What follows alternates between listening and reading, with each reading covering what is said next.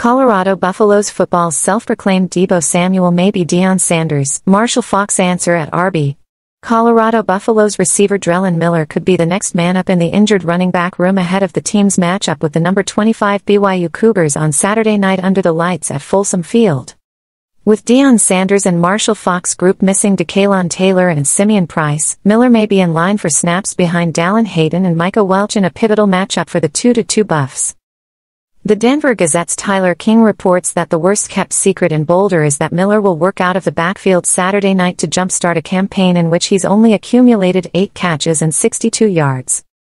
It's the worst-kept secret in Boulder this week, but expect Drelon Miller to work out of the backfield Saturday night. With the Buffs down their top 2 running backs, seniors Deion Taylor and Simeon Price, they're left with just Dallin Hayden and Micah Welch at the position. But Miller views himself in the mold of a Deebo Samuel that can line up both at wide receiver and at running back, doing so at times last season. It might be a good way to jumpstart the sophomore from Texas who has struggled with drops through the first few games and hasn't been the offensive weapon CU expected coming into the year, King wrote. Colorado has stability at QB, for now, with Kaidon Salter. Colorado is coming off a 37-20 win over the Wyoming Cowboys last Saturday, the team's second non-conference win of the season. The other was a 31-7 triumph over the Delaware Fightin' Blue Hens in Week 2. Against Power 4 opponents this season, the Buffs are 0-2. They lost by a touchdown to the Georgia Tech Yellow Jackets in Week 1 and by 16 to the Houston Cougars in Week 3. The Georgia Tech loss saw Kaidon Salter under center, while Ryan Staub started against Houston. Salter will be back as QB1 against BYU.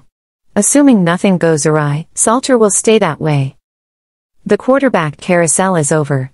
Barring an injury or a major setback in terms of performance, Salter is the Buffs' starting quarterback, and his performance last week, over 300 passing yards and 4 total touchdowns, against Wyoming showed why CU went and got him in the transfer portal. Now it's about backing that up and validating the belief among the Buffs that it wasn't just because they were playing a lesser opponent. How Salter looks this week will go a long way toward determining CU's ceiling as a team this fall, King wrote. Stability at the most important position on the field is always a good start to a winning program.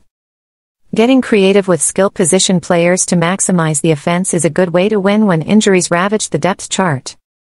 We'll see how Coach Prime's decisions play out on Saturday night.